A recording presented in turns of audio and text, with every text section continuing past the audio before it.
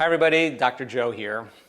One of the most common questions that I get, believe it or not, whether I'm on an airplane, whether I bump into a student that's in our work, whether we look at the customer service questions around common questions or frequently asked questions, one of the most common questions is, what is this thing called space? Now, there is a formula that we use that we have scientifically measured and proven that begins to create more brain coherence and more brain integration. Now, think about this. When you focus on matter, when you focus on an object or a thing, we could say that you narrow your focus on that material object, and your senses are what's doing that. So then we call that object focus or a narrow focus, or what we call a convergent focus. And when you throw in the hormones of stress, and stress is when your brain and body are knocked out of homeostasis, when your brain is knocked out of balance, those very chemicals heighten your senses for you to narrow your focus on the threat, on the object or the thing that's creating the stress. Now that's been very adaptive over the course of thousands of years. But if 70% of the time we're living by the hormones of stress, it's entirely possible that we become habituated, that we focus on what we call the particle in quantum physics. We narrow our focus on matter. Now, according to the quantum model of reality, reality is both a particle and a wave. It's both matter and energy. So the arousal of those stress hormones heighten our senses to become materialists. And if we can't see it, then it doesn't exist for us. And so people who get switched on and stuck in this state, when they're threatened or when there's danger, or they feel like they can't predict an outcome in their life, or they're losing control, or they have the perception that things are going to get worse, when they move into survival, they begin to try to control everything in their life. So they shift their attention to one person, to another problem, to another thing, to another place. And each one of those elements has a neurological network in the brain. And so then the more you live by the hormones of stress and the more you're shifting your attention, the more you're activating these circuits, the timing of how these circuits should be functioning together all of a sudden functions out of order. In other words, according to our brain scan measurements, our research, a person who's living by the hormones of stress, if you were to measure their brain in that state, the brain is very incoherent. Different compartments of the brain that should be communicating with each other are now no longer connected to one another. And if you were to measure those brainwave patterns, we could say they're very incoherent. Like a group of drummers banging on the drums at the same time with no rhythm. Now when the brain is incoherent, you're incoherent. When the brain isn't working right, you're not working right. Now the other type of focus is what's called a divergent focus. It's what we call a broad focus. It's what we call an open focus. And many traditions for thousands of years have practiced an open focus. So then if you were to go from a narrow focus to an open focus, and I asked you to focus on nothing, I asked you to focus on space. If I had you broaden your awareness, no longer on matter, but sensing the field or the space around you, as if you were sensing where your hands were, the act of opening your awareness does some very profound things. Number one, when you're sensing space, you're no longer thinking. If you're no longer thinking, you're no longer activating those circuits in your brain. And as you sense space, all of a sudden, if you're thinking less, something magical happens. You begin to slow your brain waves down, and when you're living under the gun of the fight or flight nervous system, the arousal of those chemicals causes your brain to move into what's called high beta brainwave patterns. That's emergency. If you keep doing it, there's an incoherent beta brainwave state, and now the brain is really out of balance.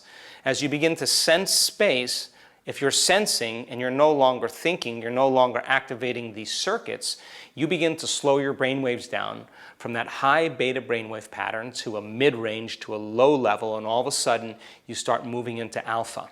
Now, beta is when your outer world is more real than your inner world, especially in high beta. All your attention is on your body, your environment, and time.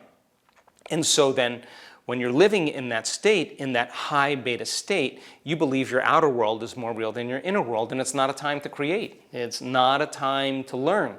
It's not a time to open your heart.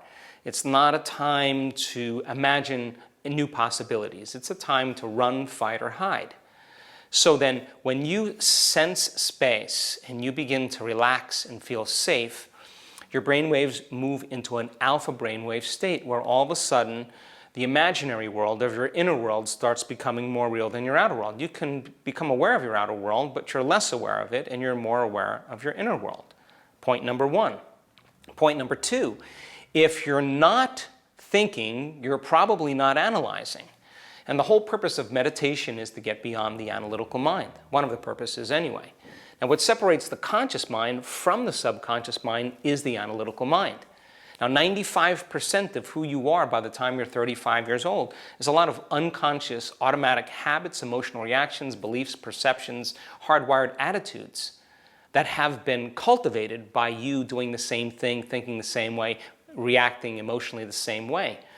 So you can't change that with your conscious mind. You have to get into the operating system.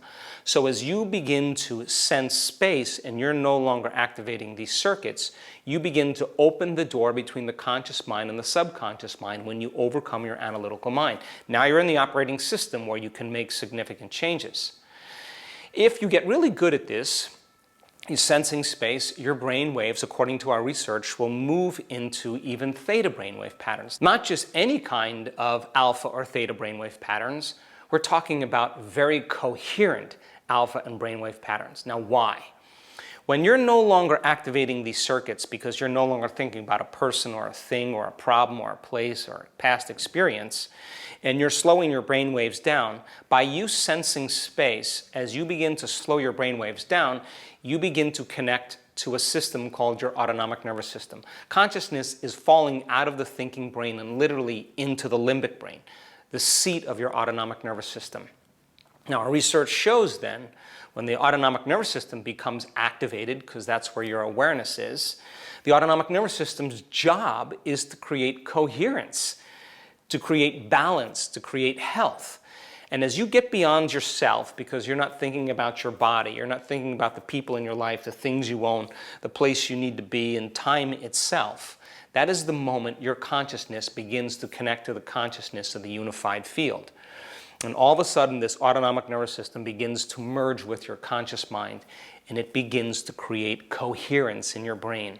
And different compartments of the brain that were once subdivided because of the hormones of stress begin to synchronize. They begin to connect. Larger communities in the brain, more real estate begins to organize. And all of a sudden now, what syncs in the brain links in the brain. And all of a sudden, your brain becomes more orderly and more coherent. And all of a sudden, you start feeling more like yourself than you had in a very long time. So then, the formula that we use to create brain coherence is to focus on nothing, to focus on space and open our awareness. Now, why is that significant? Well, it's very simple. The quantum field is an invisible field of information that exists beyond this space and time. There's no bodies there, there's no people, there's no things, there's no places, there isn't even time. It's an infinite field of eternal blackness where there's nothing material, but where all possibilities exist. And you can experience that field with your senses because you experience three-dimensional reality with your senses. So then, as you begin to open your awareness and you begin to connect to this field of information, its signature, this unified field, is unification, it's oneness, it's wholeness, it's greater degrees of oneness and order. So if where you place your attention is where you place your energy, as you begin to connect to that field of information and you pay attention to it, and you stay present with it, and you stay conscious of it moment after moment after moment, sooner or later, your nervous system is going to begin to become more orderly. It's going to become more synchronized. You're going to begin to entrain to that unified field. So just because you can't see something doesn't mean it doesn't exist. In other words, there's nothing there for you to experience with your senses. You can only experience the quantum field with your awareness. So then as you connect to that invisible field of information and you begin to tune into it and you can stay present with it, all of a sudden now it's starting to be reflected in your biology.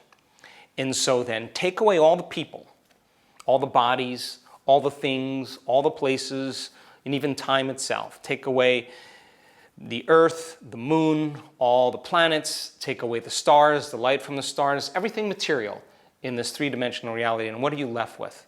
A big empty space, a void of anything physical. Now that void is where all possibilities exist. And so as you advance in this work, you have to become comfortable as an awareness that's disconnected from your identity, disconnected from your body, disconnected from the people in your life, your cell phone, the things you own, your computer, where you live, where you work, any place and any time. And that is the moment you become pure consciousness. And that is the moment your consciousness can merge with greater consciousness. And when you create from the field instead of from matter, you can exert greater effects on the nature of reality. So I know it's new for a lot of people. We get a lot of questions about this particular topic, but I can assure you, if you keep applying the formula, you'll begin to understand what you're doing and why.